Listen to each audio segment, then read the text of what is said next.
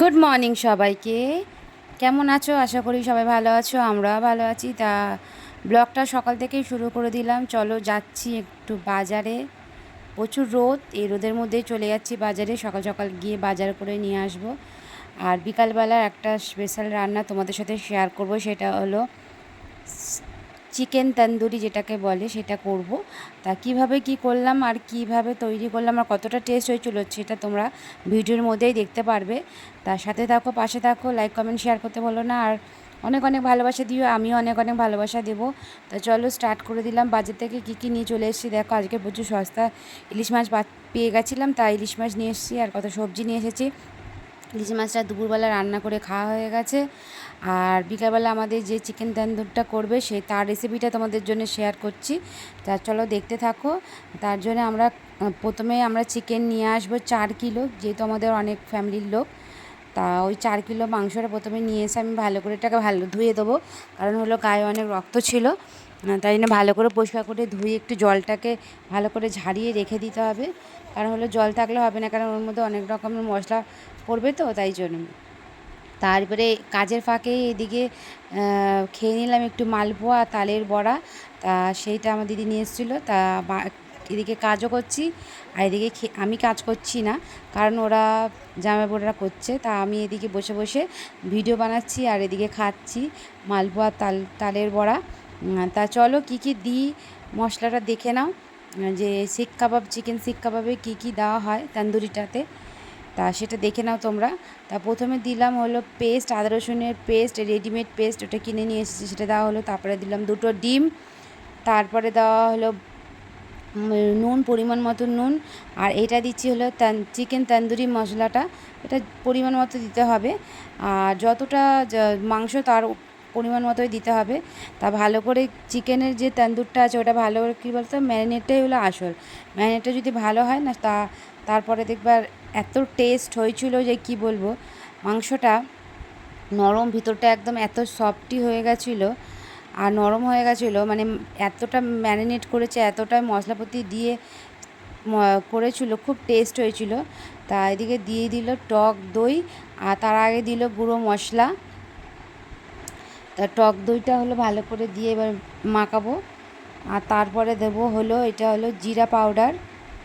জিরা পাউডারটা দিয়ে তারপর ভালো করে মাখিয়ে নেবো। একটা মশলা দিয়ে ভালো করে মাখিয়ে নিতে হচ্ছে, কারণ হলো অনেকক্ষণ ধরে তাকে ম্যারিনেট করতে হবে ভালো করে, নাহলে ভালো লাগবে না খেতে। তা জিরে পাউডারটা দিয়ে ভালো করে মাখলাম। তারপরে আবার একটুখানি হলুদ দিলাম, কালার করার জন্য একটু হলুদ দিলাম। হলুদটা পরিমাণ মতো দেবে, যাতে বেশি না হয়ে যায়। তা পরিমাণ মতো হলুদ দিলাম, দিয়ে আবার ভালো করে মাখতে শুরু করলো। তারপরে আবার দেওয়া হবে যেটা হলো, এটা হলো চাট মশলা। চাট মশলাটা দিয়ে আবার একটু ভালো করে ম্যারিনেট করে নেওয়া হলো। এবারে দেওয়া হচ্ছে চাট মশলাটা একটু কম হয়ে গেছিলো, তার জন্য আরেকটু দিয়ে দিল চাট মশলা। আর তারপরে দেবো, এটা হলো কি বলো তো, তোমরা অবশ্যই জানো এটা কি, এটা হলো কর্নফ্লাওয়ার।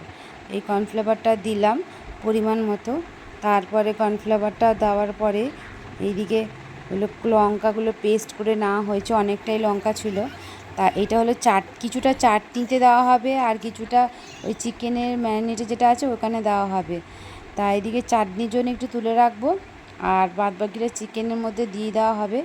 মানে এতটাই লঙ্কা দিয়েছে, যে ঝাল করেছে আমার জামাইবাবুর হাতে, যে সারা দিন ধরে জ্বালা করেছে। আর এটা দেখো, ব্ল্যাক পেপারটা আমরা গুঁড়ো করে রেখেছিলাম, গোটা গোলমরিচ কিনে নিয়ে এসে ভেজে রেখেছিলাম। তা সেইটাই আবার কি দিয়ে দিলাম। আর একটু দেবো লেবুর রস। লেবুর রসটা প্রথমেও দেওয়া হয়েছিল অনেকটাই, কিন্তু সেটা হলো পরিমাণ মতো কম হয়ে গেছে, ওই জন্য আরেকটু বেশি করে দেওয়া হলো। লেবুর রস যত দেবে তত মাংসটা ভালো খেতে লাগবে। আর এইদিকে হলো দিল ভিনিগার। ভিনিগারটা দিলে চিকেনটা নাকি খুব সফট হয়ে যায় আর নরম হয়ে যায়, ওই জন্য ভিনিগার দিয়ে দিল। এদিকে মোটামুটি মাখা শেষ। আর এইদিকে হলো বানাতে থাকবে স্যালাড। তা স্যালাডের জন্য প্রথমে এদিকে ক্যাপসিকামটা ছোটো ছোটো করে স্লাইস করে কেটে নেওয়া হবে, ভালো করে পাতলা পাতলা করে স্লাইস করে কেটে নেবে। আর তার মধ্যে দেওয়া হবে আর গাজর।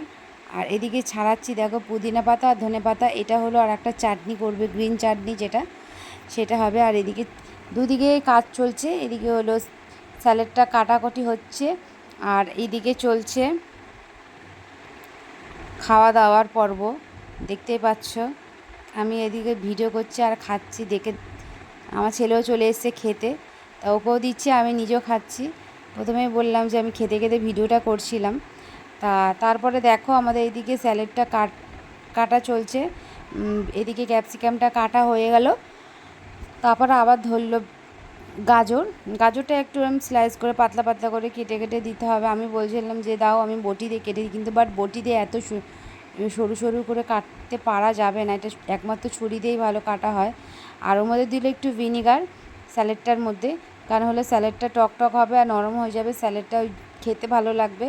আর একটা দিয়েছিল বিট। আর চলো এদিকে হলো মশলাটা, এদিকে হলো চাটনিটা, গ্রিন চাটনিটা তৈরি করে নিই। গ্রিন চাটনিটার জন্য এদিকে কি কি দিলাম দেখলেই তো, পুদিনা পাতা দিলাম, আর দেবো এবার রসুন, আর ওর মধ্যে তো লঙ্কা পেস্ট করাই ছিল। তা দেখো এদিকে লেবু অর্ধেক, বেশি অনেকটাই দিয়েছিলাম লেবু, আর পরিমাণ মতো নুন দিয়ে এবার এটাকে ভালো করে পেস্ট করে নেব। নিয়ে তারপর চাটনিটা রেডি, মোটামুটি রেডি হয়ে যাবে। লেবুটা দিয়ে নিচ্ছে, লেবুটা দেওয়ার পরে এবার হলো পরিমাণ মতো একটু লঙ্কা দেব, যে পেস্ট রাখা ছিল সেটা দেব, কারণ হলো বেশি ঝাল দেবো না, কারণ বাচ্চা কাচ্চাও তো খাবে। তাও চাটনিটা অনেকটাই ঝাল হয়ে গেছিলো, এটা গ্রিন চাটনি একটু ঝালঝালি ভালো লাগে। তা এদিকে আবার দিলাম স্যালাডে আর পেঁয়াজ, এদিকে কাটাকুটি সবই হয়ে গেছে দেখো। আর এবার চলে যাব আমরা উপরে গিয়ে উনানটা ধরিয়ে এদিকে বসিয়ে দেবো। আর এদিকে হলো লাস্ট কাটার ছিল হলো পেঁয়াজ, তা পেঁয়াজটাও কাটাকুটি হয়ে গেল, আর চাটনিটাও এদিকে পেস্ট হয়ে গেল, গ্রিন চাটনিটা দেখো দিকে ঢেলে রেখে দিলাম। এবার চলো উপরে যাওয়া যাক। উপরে গিয়ে এবারে দেখো উনুনটা ধরিয়ে দিয়েছে কয়লা দিয়ে, আর এদিকে এই শিকগুলোর মধ্যে গাচ্ছে চিকেনের যে তন্দুরগুলো করা হবে, তাই শিকের মধ্যে গেঁথে এবার পোড়ানো হবে। পরিয়ে যখন চিকেনটা দেখবে অনেকটাই সেদ্ধ হয়ে গেছে, হাত দিয়ে ছেড়ে যাচ্ছে, তখন একটা একটা করে নামিয়ে নিতে হবে। আর তার মাঝে একটা কাজ করতে হবে কি, যে চিকেনটা যখন এদিক ওদিক করে যখন ভালো করে সিদ্ধ হয়ে যাচ্ছে, তার মাঝে মাঝে একটু দিতে হবে বাটারটাকে ভালো করে একটা ব্রাশ বা একটা চামচ দিয়ে, ব্রাশটা দিয়ে করলে খুবই ভালো হয়, কিন্তু যেহেতু ব্রাশটা ছিল না আমাদের কাছে ওই জন্য। আর এদিকে দেখো বদমাসটা খেলছে, ওর তো সারাক্ষণ খেলা। আর দেখো আমি ওকে বলছি যে খেলা কর, ও গাড়িটাকে নিয়ে কি করছে। আর এদিকে পোড়া হয়ে গেল, মোটামুটি তান্দুরটা শাঁকা হয়ে গেল, দেখো নামিয়ে নিচে। চলো এবার আমরা খাবো একটা একটা করে। এবার এদিকে চাট মশলা দিয়ে দিল। আর এদিকে দেখতে পাচ্ছ এদিকে এই যে বাটারটা হলো আস্তে আস্তে করে দিচ্ছে। আর এই যে চলো খাওয়া হোক, কেমন হয়েছে টেস্ট করেই তারপরে তোমাদের জানাবো। দারুণ হয়েছে, অসাধারণ খেতে হয়েছে, খুব দারুণ টেস্ট হয়েছিল। আর যা যা পরিমাণ মশলা দেওয়ার ছিল সবই যেহেতু ওর মধ্যে ভালো করে পড়েছে পরিমাণ মতো, ওই জন্য খুব টেস্ট হয়েছিল তান্দুরটা।